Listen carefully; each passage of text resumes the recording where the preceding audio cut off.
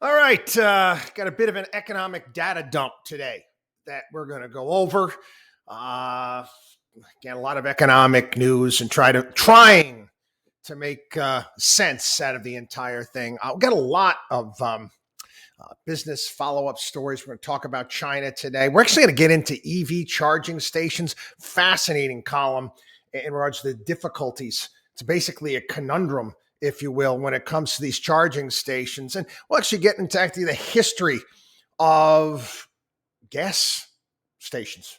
How did they grow across the country? How'd that happen? So we're going to factor that in as well. Also, get into the streaming wars. The latest on the streaming wars.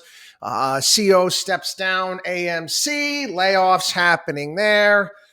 Layoffs happening everywhere in the tech sector. Get into that too. Let's start off. ADP, GDP, Chicago PMI. What else? Jolts report. Let's not forget. We got coffee talk this afternoon. Yeah, I got to timestamp the podcast. This is a morning podcast. You've got Jay Powell in the afternoon giving his little coffee talk. Remember that Saturday Night Live skit with Mike Myers? It's coffee talk where we talk about dogs and daughters. Well, yeah, Jay Powell's gonna come out and tell us what he thinks. Which, if you can, get your magic 8-ball, your Jay Powell ball, and you can shake it. Yeah, he says one thing, the report says something else. Who the hell knows? Anyway, ADP numbers came in pretty weak. One of the weakest sectors out of them all was actually the manufacturing sector. One of the strongest sectors was in hospitality. Hotels trying to get amped up. They're still way behind when it comes to hiring, which again, what does that show? How do we translate that? How will the Fed look at that? They're saying, well, they want to get this jobs number. They got to get that down. They got to make unemployment go up. It's the labor force. That's one of the things that they've been talking about. This would be in the camp on the side of the slowing the rate cuts, easing the rate cuts, getting away from that. A lot of what they've done already, they're starting to accomplish, goes into that camp.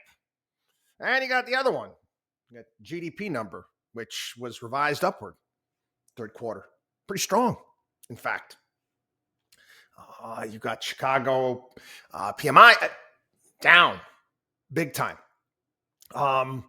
Again, bouncing these things around. How do you make heads or tails out of any of this as an investor? Well, I really wouldn't bear it any mind. I mean, if you're a trader out there and you think you can, grab onto this information and make moves and profit from it, well, have at it. If you think you're capable of doing that, your desktop computer, you may have 3 screens there, and you may have bought the Apple Tower or the latest Dell out there, but you can't compete with the traders out there that can move on this stuff in less than a second. All right, you want to position yourself here and there and guess. Have at it, but that's all you're doing. You're gambling. You're guessing.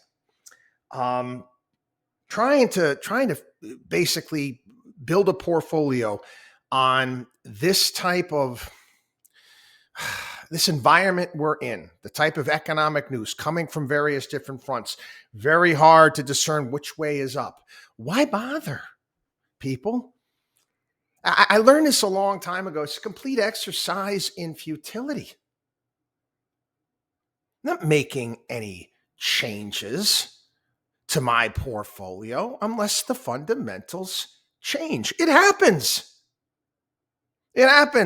Sometimes the fundamentals change. You gotta go with the terrain, so they say. So I say all the time. Go with the terrain. What is being presented out here? This economic news is coming in from a myriad of different fronts. You can't make heads or tails out of it. Nobody can. I can't make heads or tails out of it.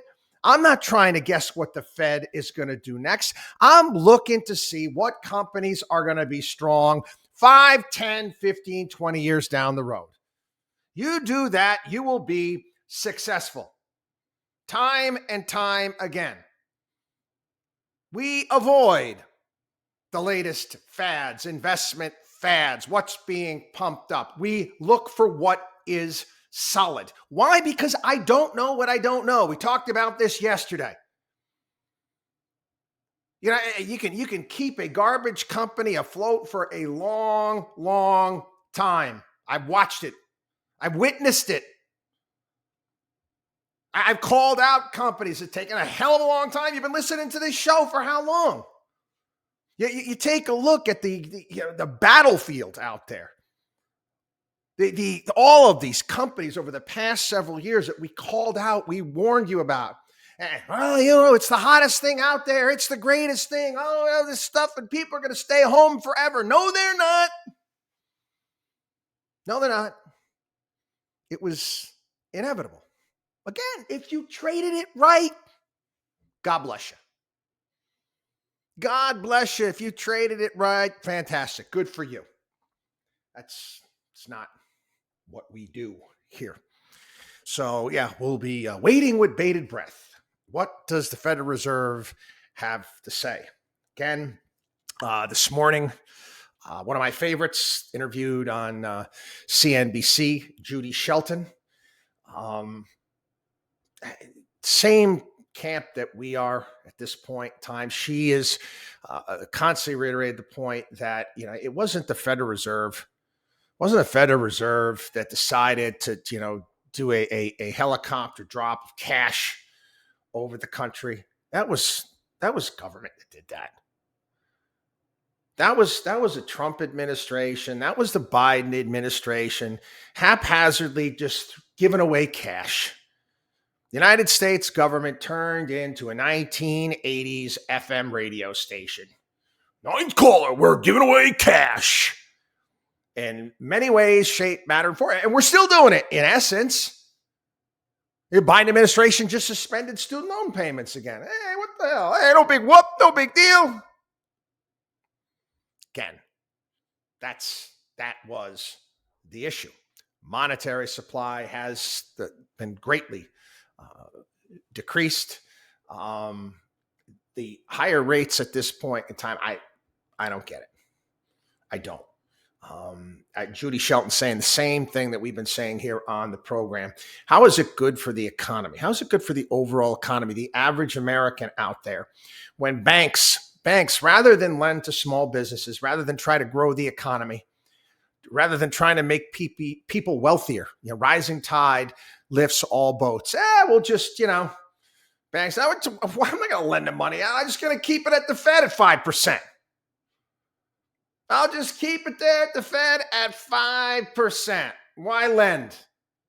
Why take risk? That's again, one of the greatest things about this country is, the ability to succeed beyond your wildest dreams. But there's a flip side to that. You have to be able to fail too. And, Taleb talked about this in one of his books, talking about we don't have an entrepreneur's day here in the United States. And we should. People that are willing to go out there and take on risk. And, again, banks, why are they going to take on any risk? Just park the money at the Fed, collect 5%. Anyway, we'll cover tomorrow. What did Jay have to say in his coffee talk? China. Okay. More unrest, riots in China. I guess that the Chinese government is saying, hey, we're going to have to ease some of the restrictions in some of these places. There was a great piece today. I want to go over this Holman Jenkins in the Wall Street Journal. And he's talking about zero COVID and how Xi Jinping made a deal with the devil.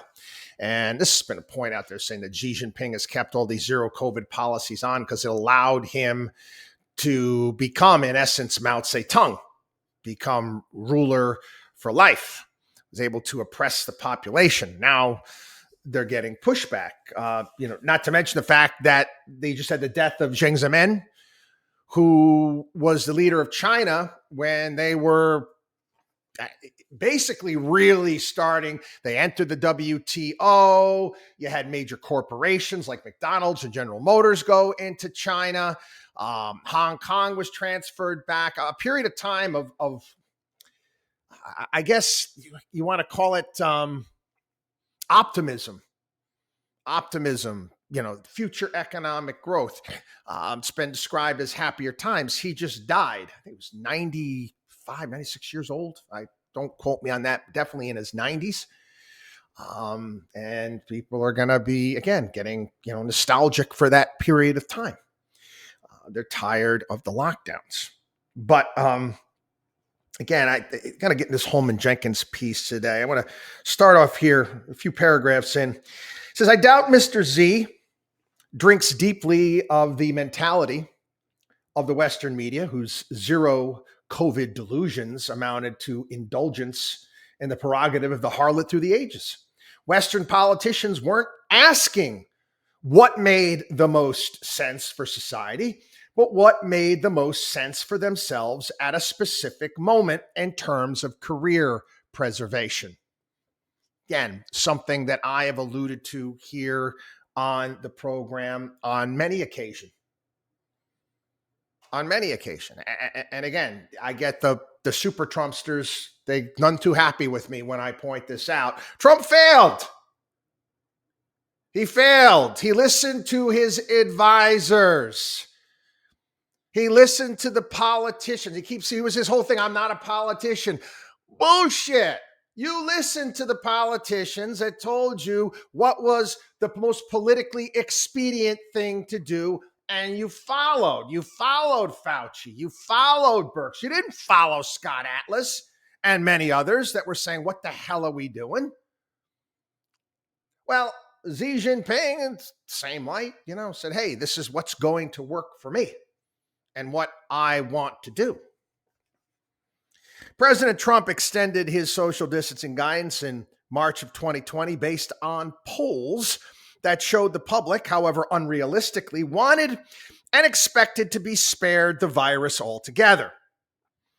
A World Health Organization official returning from China unhelpfully gushed, here we have a disease for which we have no vaccine, no treatment. We fully don't understand transmission. We don't fully understand case mortality, but we have been genuinely heartened by that unlike influenza, where countries have fought back, where they put in place strong measures, we've remarkably seen that the virus is suppressed.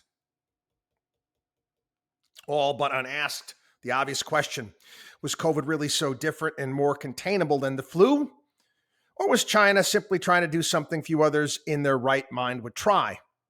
After all, at some cost, the flu might be contained too, but the costs wouldn't be tolerable and the flu would spread. Again, massive see I told you so moments all over the place. People have been listening to this program for some time. Didn't take us that long to figure out that it was an exercise in futility what they were doing. We saw right away the stupidity of sending kids home from college and sending kids, closing schools and keeping the schools closed.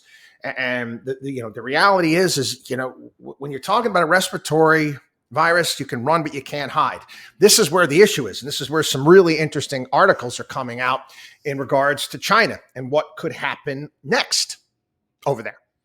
First and foremost, I mentioned this before. China's vaccine is under 50% effective.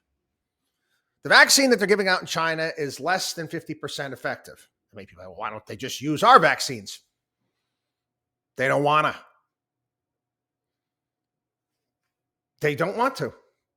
They don't want to. There was some talk about them using our vaccines. Basically, they would re-engineer them using the secret sauce that our companies came up with. But I'm glad our companies told them to go take a long walk. That was it. They wanted another. They wanted another transfer of intellectual property over to them. Screw you. Here, we'll sell it to you. But I'm not giving you the secret sauce, for crying out loud. And this is where so many American companies effed up over the past few decades. They were so eager They were so eager to get into that Chinese market. Oh, they're going to have a growing middle class, and it's over 1 billion people. No big deal. We'll give them our secret sauce. Stupid. The world's starting to wisen up. What I think is going to be inevitable, unless China does some sort of save face, tells Moderna, Pfizer, we'll buy your vaccines under the table, though they would never announce anything like that. They don't have any immunity over there. That was a big part of it. This is what, the reason why I said keep the college kids, the people that are not at risk, keep them in the schools. It's gonna have to run through the population. We're gonna have to build up an immunity to this, and they haven't done that over there. And now people are saying, "Screw this! We're not being locked down anymore." You get a massive Omicron wave that rips through there. You think that the Chinese healthcare system is going to be able to handle the inevitable waves of people that are going to be going to hospitals and dealing with this? There's no way. There's no way. Again, I mentioned it yesterday on the program. It's shameful. It's Max Baucus. Well, it worked for them. 1 million people got it, and only 5,000 people died. Come on. Anybody remember all of those photographs of the piled up bodies that they were hot? And this guy is a former U.S. senator. I know he's ambassador to China. He's obviously got ties there. He's got obviously families making money over there in some way, shape, matter, or form. So Max Baucus doesn't want to piss anybody off in China because he doesn't want his gravy train to go away. Again, these people that you vote for, they're not much when it comes to integrity and character. They're just not. They're just not. They're bought like anybody else. How shall I put it? They're whores. The whores, the whole lot of them. That's all they are. They're hookers. You buy anyone you want. Anyway, moving on. Great article talking about EV charging stations and why America doesn't have enough EV charging stations. This column, they go over some of the things I didn't really even think about.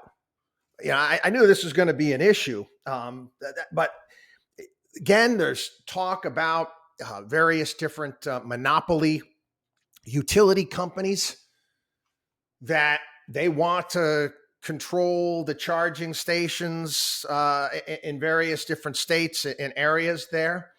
And people are coming to realize if they do this and they build the infrastructure, they're a monopoly already, who's going to pay for this infrastructure? If you don't have an electric car, you're going to pay. When an electric company has to do, infrastructure build outs, new lines, whatever it may be, they price that into your electric bill. So these monopoly energy companies like, sure, we want to sell the electricity at these stations. We're going to build all of these stations, and we're going to have all of the people that buy electricity from us pay for it. So again, if you don't drive an EV, not only did they take money out of your pocket to subsidize the EV that somebody else bought, but they're going to be taking money out of your pocket to subsidize the charging station that you're not going to use. Anyway, one of the reasons, that's one that's kind of fascinating. Another thing is how utilities charge businesses for electricity. The highest 15-minute period of power consumption each month makes up a chunk of commercial billing. Because an EV charging session requires a surge of power, gas station owners say their monthly bills are spiking unpredictably by hundreds, if not thousands of dollars. Now you've got pilot Pilot and GM, they're looking to put up stations. I think it's some of the Pilot and what is it called? Flying J locations next year, 500 of these.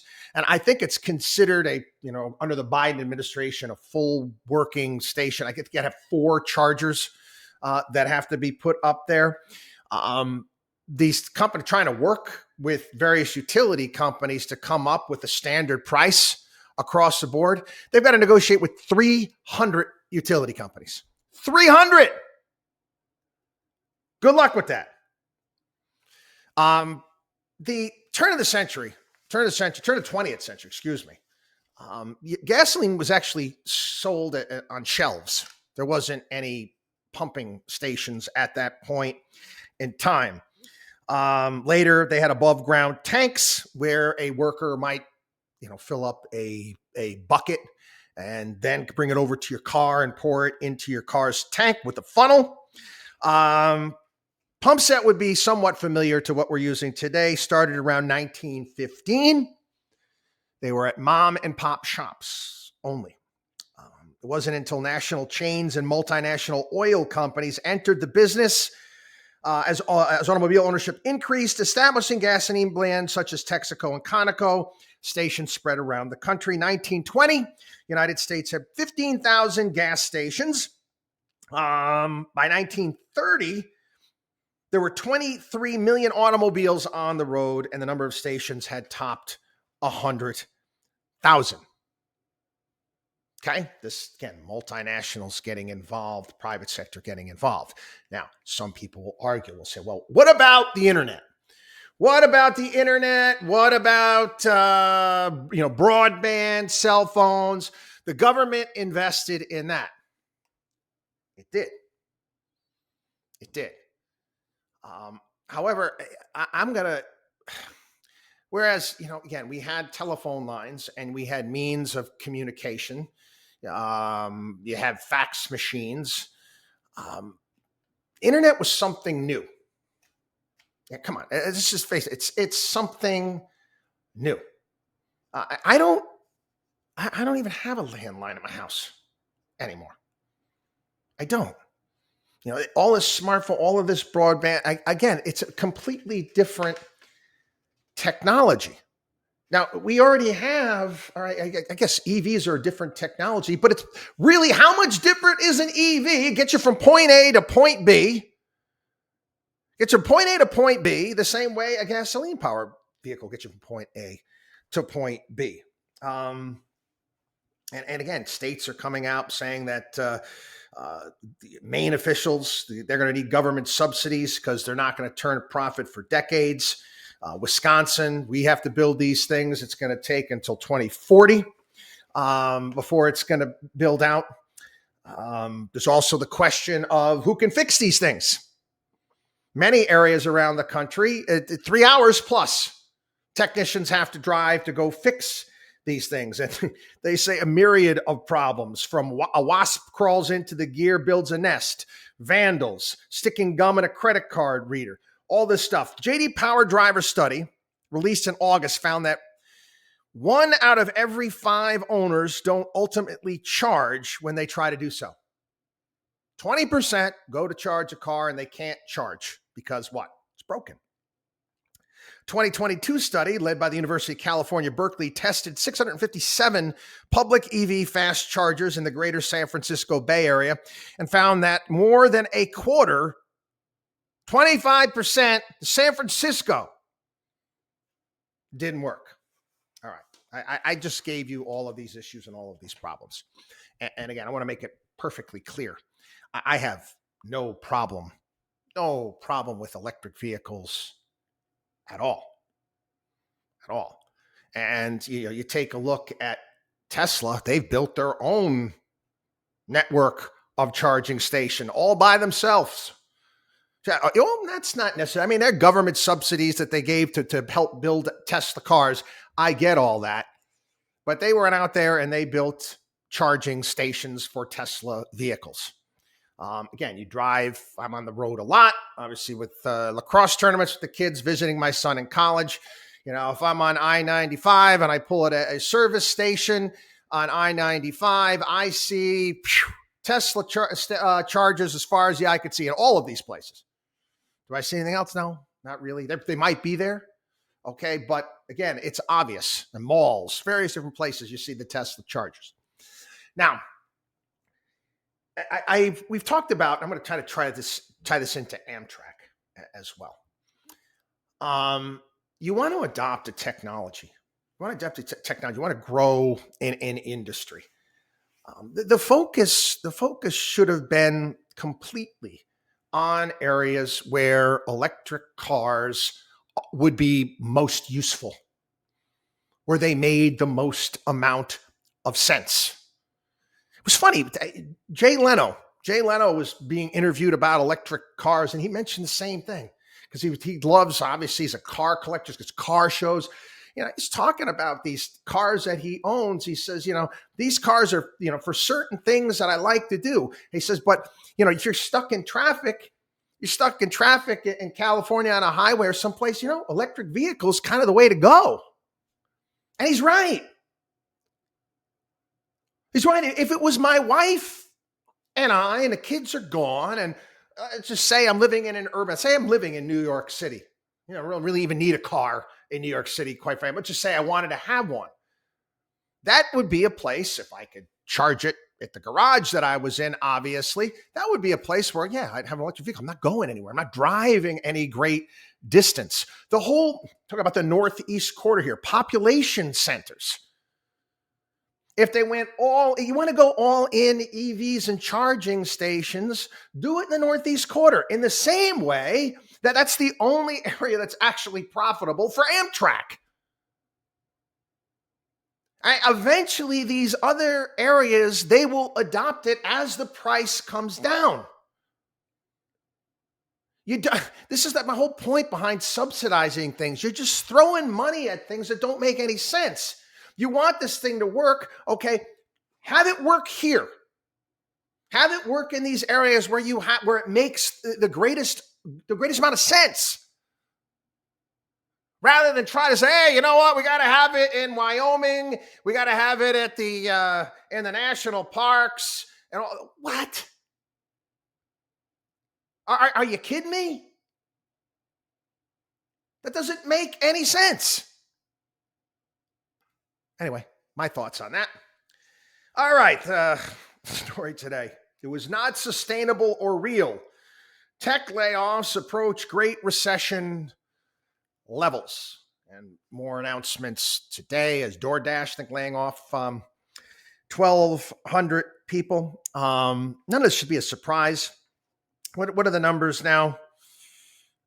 60,000 job cuts this year. It could be more, and that's right around the Great Recession levels. It's not going back to the dot-com collapse types of levels. But again, we haven't seen the end of it yet. We haven't. Again, there's a certain reality out there, people, that, a lot of these companies that we've talked about this, we knew this was going to happen. They overhired, overpaid, thinking that, again, the party would never end, meaning that they'd always have access to more capital. They could always raise more money. Someone was going to continue to throw cash at them. Again, party's over. Party's over, and investors, true investors, are like, show me the money. How are you going to be, the lefties out there, the techs, they love sustainable. How is your company going to be sustainable? Meaning, how is it going to be profitable? How are you going to get that company into the black?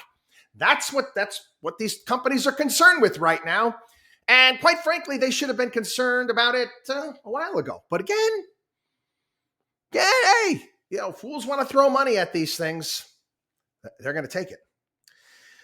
The great streaming wars continue. Yeah. I used to throw Disney in there. Yeah. Iger giving us a little town hall yesterday. They don't know how to do it. They have yet to figure it out. They don't know what they're going to do with their properties in Hulu and ESPN and Disney. And again, how do you go about making money? Some point in time, you have to to have to get in the black here. Now you got AMC. Their CEO is leaving the company after 3 months on the job. After 3 months on the job. Anyway, AMC is Breaking Bad, Better Call Saul. They put out some really decent programming. There's no doubt about that. But it costs money. It costs money. And you were getting that regular check every single month from your when you were on these cable providers that people were signing up for. That's all gone.